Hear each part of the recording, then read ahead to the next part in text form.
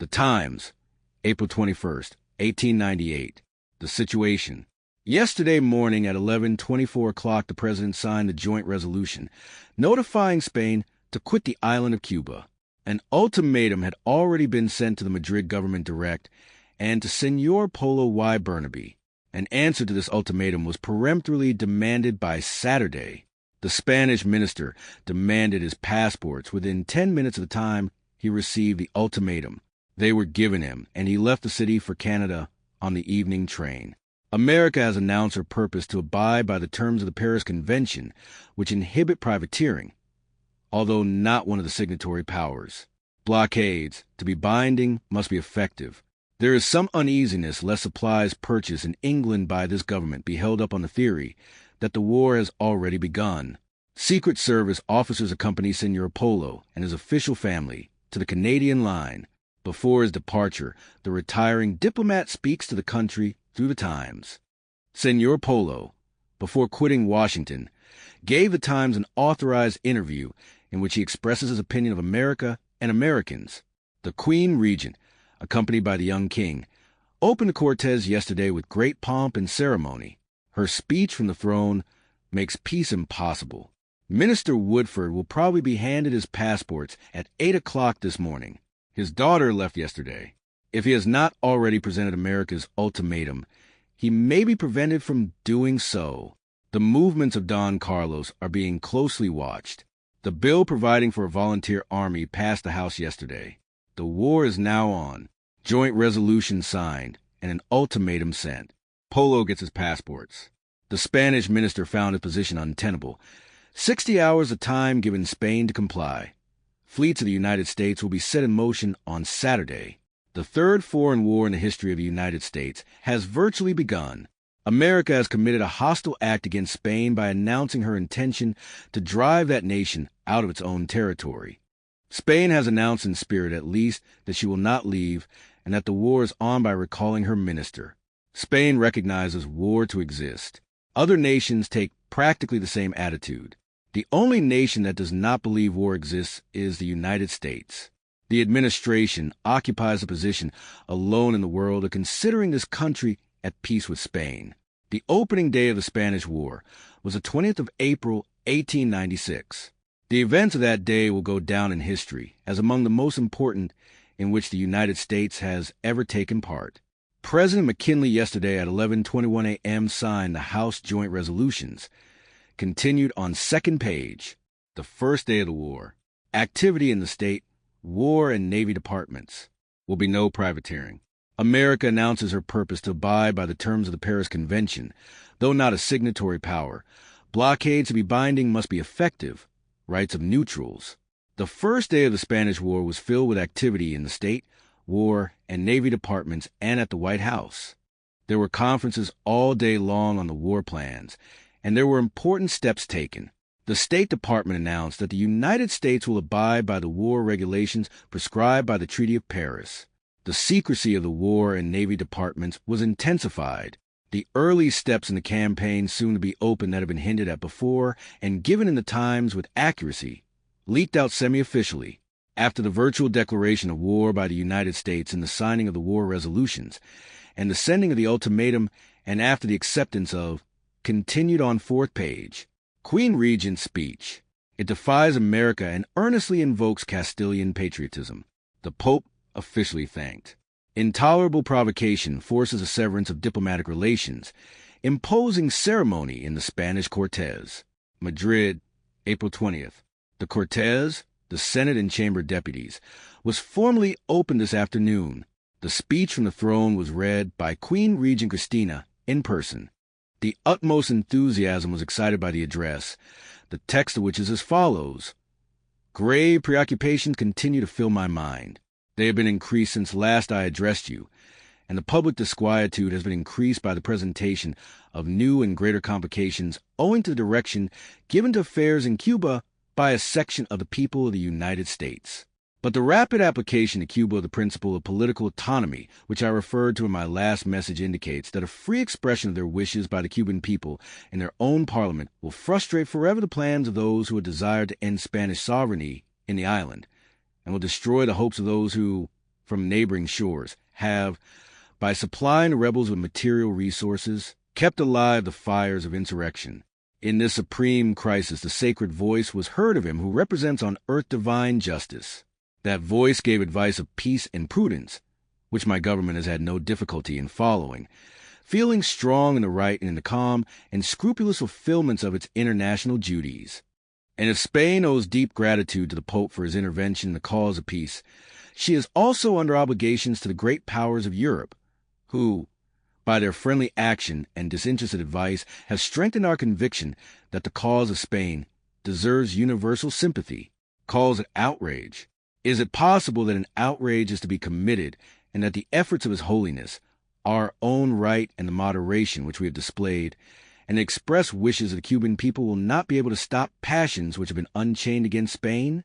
In prevision of the arrival of that moment when reason and justice have no other defense than the valor of the Spanish people, I have hastened the meeting of the Cortes, whose supreme decision will undoubtedly endorse the unbreakable resolution which inspires my government to defend our rights with whatever sacrifices may be asked from us, in order that that resolution may be carried out. Not only do I fulfill the duties I have sworn to perform, but also seek to fortify my maternal heart, in confidence that the Spanish people, rallying round the throne, will support it with invincible force.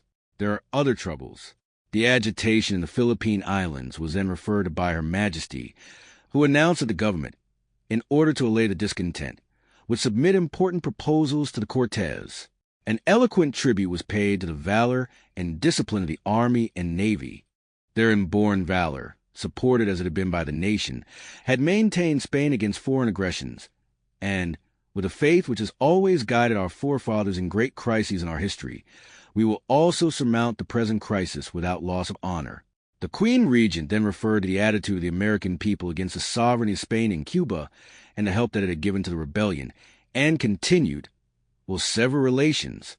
If in an evil hour the government of the United States should allow itself to be driven by the tide of blind passion, the indifference with which we have hitherto received their menaces and queries, believing that they were not the genuine expression of the views of the American people, would be changed. They would become an intolerable provocation, and the defense of national unity would compel my government to sever its relations with the government at Washington, an imposing pageant.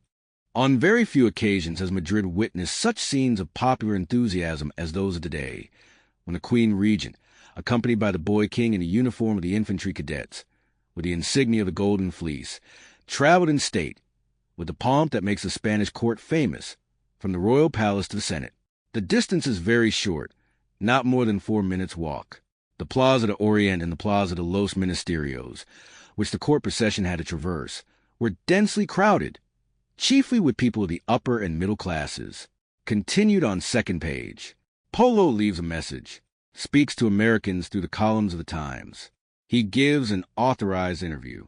The Spanish minister complains bitterly of the conduct of Congress, thinks Spanish arms will triumph.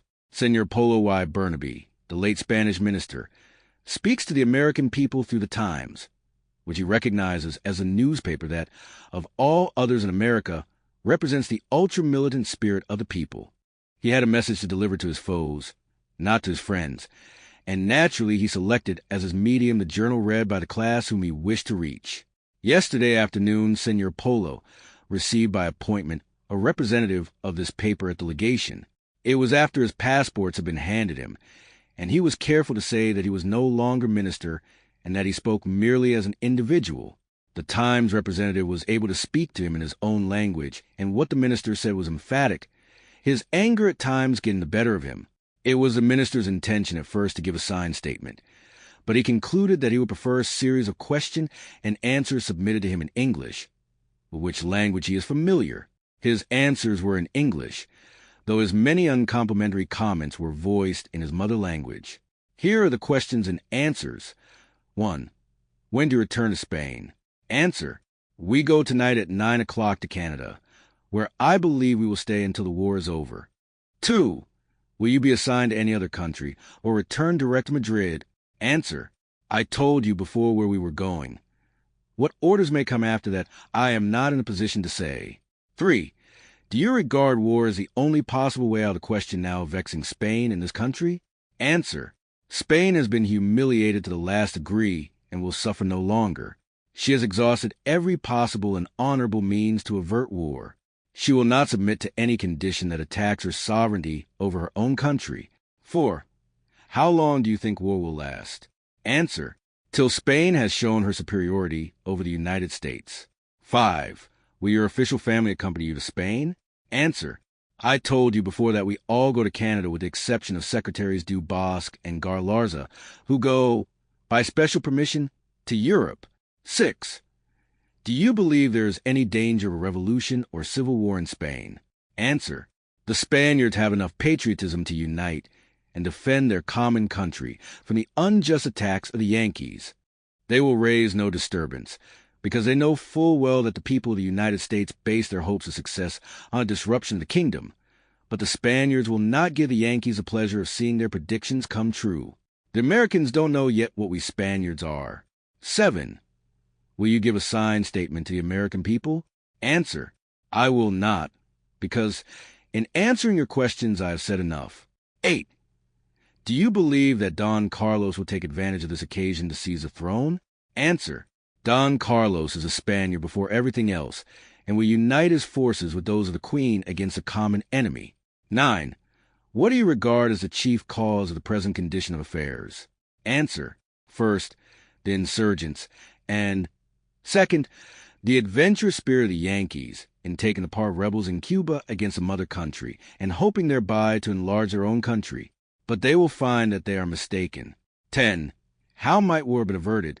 Answer: by the United States not mixing in affairs in which she has no business, especially when it was a matter that concerned a friendly nation and one of its provinces. 11.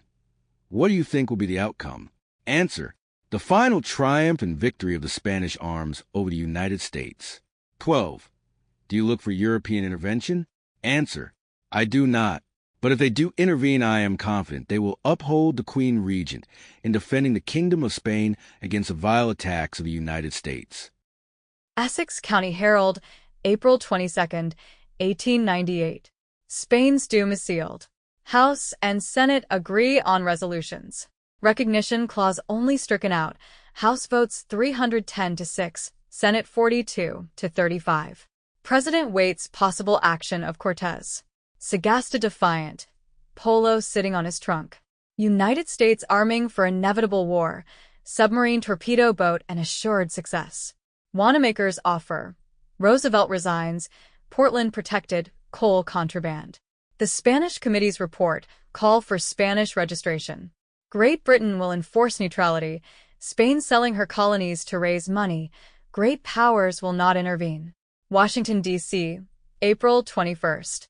After a long struggle, in which Speaker Reed held his forces in hand perfectly, the fight in the House and Senate over the Cuban resolutions ended in what was practically a drawn battle.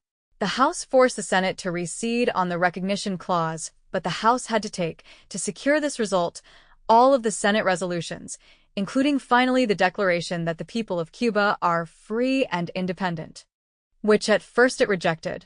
The resolution as passed is just as passed by the Senate Saturday, except that the following was stricken out of the first resolution, and that the government of the United States hereby recognizes the Republic of Cuba as the true and lawful government of that island. The resolutions are as follows.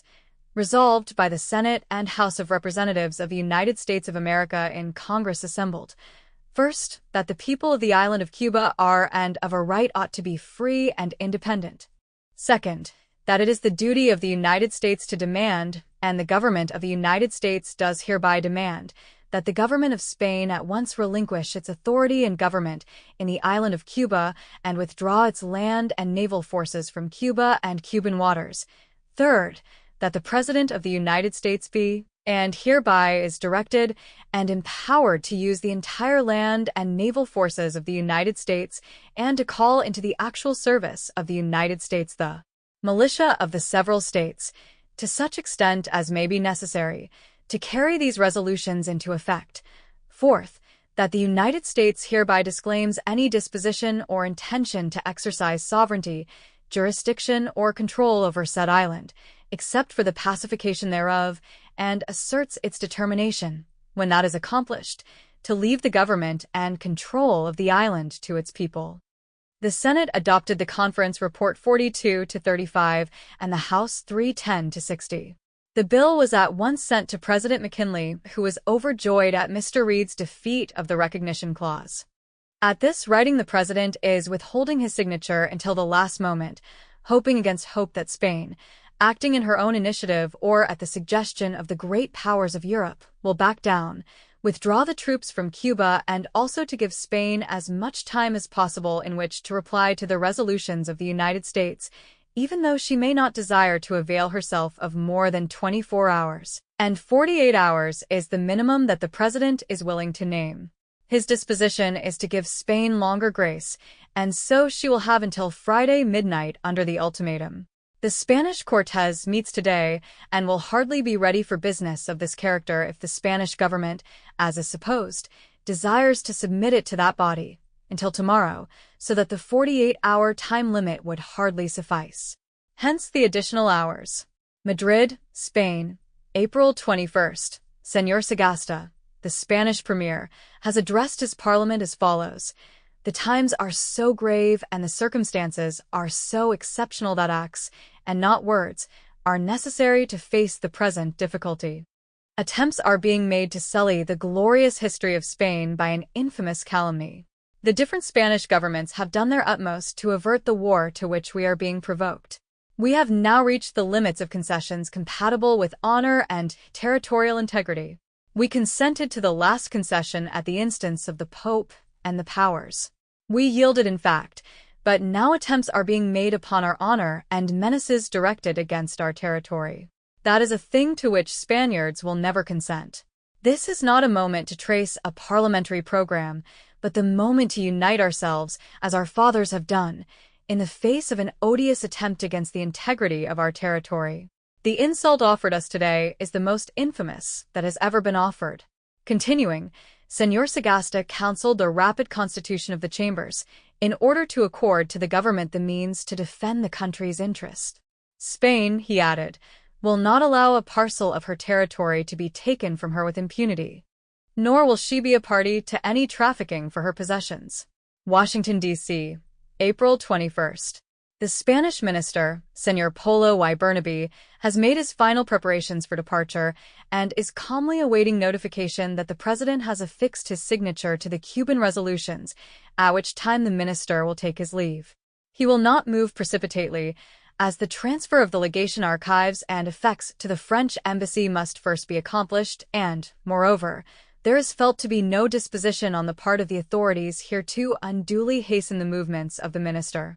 Whether the State Department will send Señor Polo his passports, or whether he will ask for them, is felt to be an immaterial detail. He intends to go without reference to these formalities, and there is every reason to believe the State Department will afford him the protection of passports and any further attentions usual in the enforced departure of a minister on the breaking out of war. The entire staff of the legation will accompany the minister. Their exact movements after leaving Washington are not made known, except that they will return to Spain at the earliest possible moment. It would be no surprise if the minister and his staff went by way of Canada instead of New York, taking one of the Atlantic liners from Halifax. Being convinced that all hope of peace is over, the minister's personal desires are that the remaining formalities be dispatched as speedily as possible. Resolved by the Senate and House of Representatives of the United States of America in Congress assembled. First, that the people of the island of Cuba are and of a right ought to be free and independent. Second, that it is the duty of the United States to demand, and the government of the United States does hereby demand, that the government of Spain at once relinquish its authority and government in the island of Cuba and withdraw its land and naval forces from Cuba and Cuban waters. Third, that the President of the United States be, and he hereby is, directed and empowered to use the entire land and naval forces of the United States and to call into the actual service of the United States the militia of the several states, to such extent as may be necessary to carry these resolutions into effect. Fourth, that the United States hereby disclaims any disposition or intention to exercise sovereignty, jurisdiction, or control over said island, except for the pacification thereof and asserts its determination, when that is accomplished, to leave the government and control of the island to its people. London, England, April 21st. The great powers have definitely decided not to interfere in any way in the event of war between Spain and the United States. The European statesmen are not anxious to arouse military and naval ambition of American. They realize that any offensive continental concert at this time would be certain to stir up the American people profoundly and result in a gigantic American navy, which might upset the balance of the military power of the world. It is the final deliberate policy of Europe, and any statement to the contrary is mere invention of Spanish agents. The battleship Oregon. The Oregon is 348 feet long and has a displacement of 10,288 tons. She cost $3,180,000 and steams 15 knots an hour. Her crew consists of 424 men. 4 13-inch, 8 8-inch, 4 6-inch, and 30 smaller guns compose her armament. Armored cruiser Vizcaya. The Vizcaya is 340 feet long. She is an armored cruiser of about 7,000 tons displacement.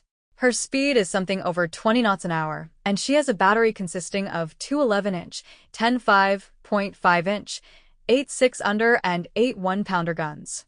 She has an armor belt of 12 inches over her most vulnerable parts. Santa Fe, New Mexican, April 22, 1898. Havana blockaded. President has issued proclamation that United States will maintain blockade of Cuban ports. Will call for 100,000 men. Volunteer Army bill passed by both houses. Call for volunteers will be issued tomorrow. President will force the issue. Washington, April 22nd. The State Department is preparing a proclamation announcing a blockade of the Havana harbor. A note to the powers is in preparation defining our attitude as to privateering and the commercial phases of the war. The War Department will issue the call for volunteers as soon as the Volunteer Army bill is a law. Blockade proclamation issued. The cabinet meeting today lasted from 11 to 1 o'clock. The proclamation to the world that this government will establish and effectively maintain a blockade of the port of Havana occupied considerable time. The proclamation, substantially as prepared by the Attorney General, was signed and will be promulgated. The President has issued the blockade proclamation. It announces a blockade of all ports on the north coast of Cuba and the port of Sufnagos on the south coast. Issue will be forced. The embargo resolutions passed by Congress were finally approved by the President, have been signed, and are now law. They will be put into effect immediately. They will effectually prevent the landing at any Cuban or other Spanish ports of coal or other contraband articles. The President considers war on and will force the issue. Captain Sampson and Admiral. Captain Sampson will be nominated a Rear Admiral. After the war closes, he will drop back to the old rank. This step is taken to ensure Captain Sampson's command as ranking officer. Secretary Long said this afternoon that Captain Sampson has been appointed acting Rear Admiral. It is supposed he will be named later as Rear Admiral. Secretary Long has laid down a hard and fast rule forbidding any information concerning fleet movements. No declaration of war. Representative Kraut, Vermont, after a conference with Secretary Alger, says the administration will not recommend a declaration of war. New Commissary General. The President today sent the nomination to the Senate of Colonel William H. Nash, Assistant Commissary General of Subsistence, to be Commissary General of Subsistence with the rank of Brigadier General. Nothing heard of Spanish fleet. Up to noon, nothing had been received by the government, indicating the Spanish fleet had left the Cape Verde Islands. Volunteer Army bill gone to President. The conferees of the two houses on the Volunteer Army bill reached an agreement before Congress convened today. The Senate recedes from the amendment concerning the time in which the organized militia shall serve, but the time for which all volunteers are to be enlisted is reduced from 3 years to 2. The Warren Amendment, authorizing the President to organize independent troops, was retained, but the number was limited to 3,000. The Senate receded from the amendment, making it compulsory for regiment and company militia officers to receive their commissions from the governors of their respective states, and leaving it optional as fixed by the House.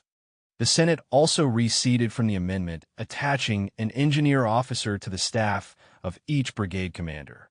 All the other Senate amendments, reducing the rank of staff officers, etc., were agreed to.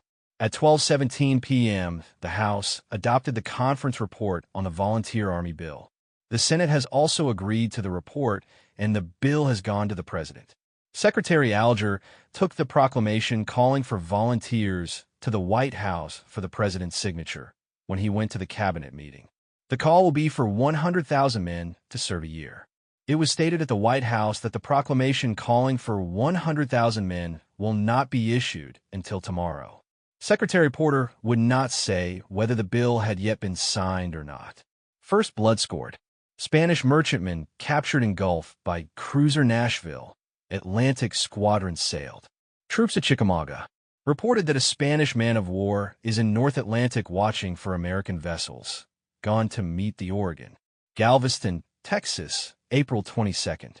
Captain Barnett of the British steamer Slough, just arrived from Las Palmas, Canary Islands, says the delay to the Spanish fleet was caused by the mutiny of the crews and the destruction of the machinery on the boats by the mutineers. Key West, Florida, April 22nd. The United States cruiser Nashville has captured the Spanish ship Buenaventura of 1,000 tons, having on board a cargo of lumber. She was on her way from the coast of Texas. The cruiser fired a 6-pounder, and the Spaniards surrendered immediately. North Atlantic Squadron sailed. The North Atlantic Squadron, except the Monitor's Terror and Puritan and the smaller cruisers, sailed from Key West at 4:15 this morning headed for the Florida Straits. Besides the 2 Monitors, the ships left behind are the gunboat Helena, cruisers Marblehead and Detroit, dispatch boat Dolphin, and torpedo boats Cushing, DuPont, and Porter. Ships that sailed are the Iowa, Indiana, Cincinnati, Detroit, Nashville, Wilmington, Costini, Machias, Newport, Amphitrite, Mangrove, and Mayflower, and the torpedo boat Foote.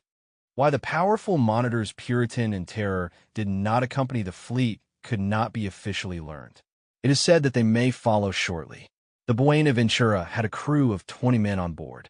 The Nashville towed her into this port at 11 o'clock, and a prize crew was put on board. Not believe that Spanish cruiser was blown up. A rumor that the Spanish cruiser Alfonso XIII had been blown up by a cruiser belonging to the United States was current here this morning, but is discredited by the best informed. Troops arriving at Chickamauga. Chattanooga, April 22nd. Colonel A.K. Arnold, who arrived today at the head of his command from Fort Riley, Kansas, was placed at the head of the 1st Brigade of Cavalry, being the senior officer on the ground. Colonel G.O.G. Hunt of the 2nd Cavalry has been placed in command of the 2nd Brigade. The artillery, divided into 2 brigades, has been placed in command of Major Dillenbach, the senior officer present, until the arrival of Colonel Randolph and Major Lancaster, when the latter will assume command of 1 brigade, both to be under Colonel Randolph. 12 train loads of cavalry, armory, and infantry, all from western points, arrived in Chattanooga today and as fast as possible were sent to Chickamauga Park and unloaded. Before midnight, almost as many more will have arrived. The 7th Infantry from Fort Logan, 8th Infantry from Fort Russell, 24th Infantry from Fort Douglas, and 16th from Fort Sherman and Spokane and Boise Barracks, all on their way to New Orleans, were intercepted and will be sent to Chickamauga, swelling the number of troops there to nearly 10,000 men.